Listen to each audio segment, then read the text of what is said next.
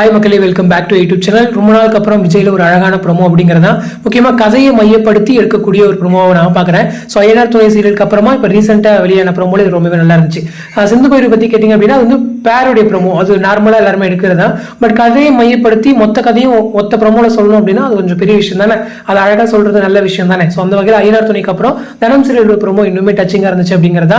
So Sreekumar and Sathya இவங்க ரெண்டு பேரும் தான் வந்துட்டு மெயின் லீட்ஸாக பண்ணுறாங்க. ஸோ ஸ்ரீகுமார் என்ன சொல்கிறாரு அப்படின்னா அவருக்குன்னு ஒரு சில கடமைகள் இருக்கு, வீட்டில் மூத்த பையனா அவருக்குன்னு ஒரு கனவுகளும் இருக்கு. ஸோ அது ஒவ்வொன்றா வந்துட்டு நம்மளுடைய தனம் கிட்ட சொல்றாங்க.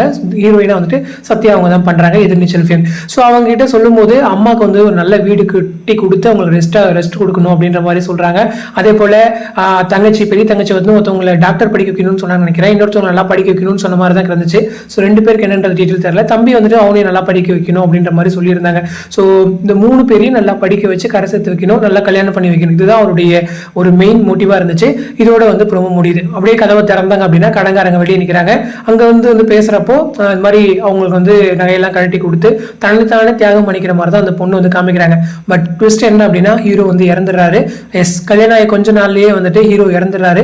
ஹீரோயின் மட்டும் ரொம்பவே ஸ்ட்ரகிள் பண்ணி அந்த வீட்டை வந்து கரை சேர்க்கிறாங்க. அவங்க வீட்டுக்காரர் என்ன கனவுகள்லாம் சொல்லிட்டு போனாரோ அது ஒவ்வொன்றா இவங்க வந்து நிறைவேற்றி வைக்கிறாங்க. காதல் அப்படிங்கிறது ஜஸ்ட் அன்பால மட்டும் கிடையாது, அவங்களுடைய கடமைகளை பரிமாறிக்கிறதா அப்படின்ற மாதிரி சொல்லியிருந்தாங்க. ரொம்பவே அழகா இருந்துச்சு.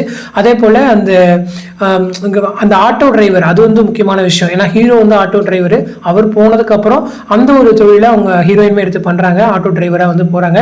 அந்த இரு கைகளுடைய பாரத்தை ஒரு கை சுமக்குமா அப்படின்னு சொன்ன விஷயம் உண்மையிலே அழகா இருந்துச்சு. ஸோ எல்லாருடைய நடுத்தர குடும்பங்களுக்கும் இது வந்து பொருந்தும் அப்படிங்கிறதா ரொம்பவே இமோஷனலா இருந்துச்சு. ஸோ இப்படிப்பட்ட ஒரு ப்ரோமோ போட்டுட்டு சீரியலுடைய டைமிங் என்னப்பா அப்படின்னு கேட்டீங்க அப்படின்னா கண்டிப்பா நீங்க என்ன எக்ஸ்பெக்ட் பண்ணுவீங்க, பிரைம் டைம் தான் எக்ஸ்பெக்ட் பண்ணுவீங்க.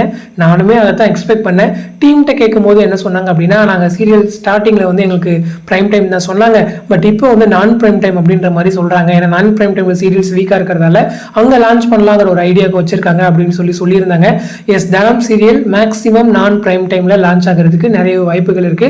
டைமிங் என்ன அப்படின்னு கேட்டீங்க அப்படின்னா 3 மணிக்கு. ஸோ 3 மணிக்கு தனம் சீரியல், அப்படி இல்லை அப்படின்னா 1:30க்கு தனம் சீரியல். ஸோ வீட்டுக்கு வீடு வாசப்படி சீரியல் எண்டாச்சு அப்படின்னா இந்த 2 ஸ்லாட்ல ஏதாச்சும் ஒரு ஸ்லாட் தனம் சீரியலுக்கு கிடைக்கும். அந்த ஸ்லாட்ல போயிட்டு இருக்க சீரியல் வந்து 3:30க்கு மூவ் ஆகும். இதுதான் இப்போதைக்கு நமக்கு கிடைச்சிருக்க அப்டேட். ரொம்பவே ஷாக்கிங்கா தான் இருக்கு. இதுக்கு நடுவுல பாக்கியலட்சுமி சீரியல் எண்டாகுமா அப்படின்ற ஒரு கேள்வி இருந்துச்சு அப்படின்னா அது எண்டாச்சுன்னா மேபி 8:30க்கு தனம் லான்ச் ஆகலாம். இந்த ஒரு கன்ஃபியூஷனுமே இருக்கு. ஸோ ஸ்டில் நீங்க கேட்டீங்க டீம்கிட்ட யார்கிட்ட கேட்டாலுமே ஸ்டில் வந்து டைம் ஸ்லாட் வந்து டிசைட் ஆகல.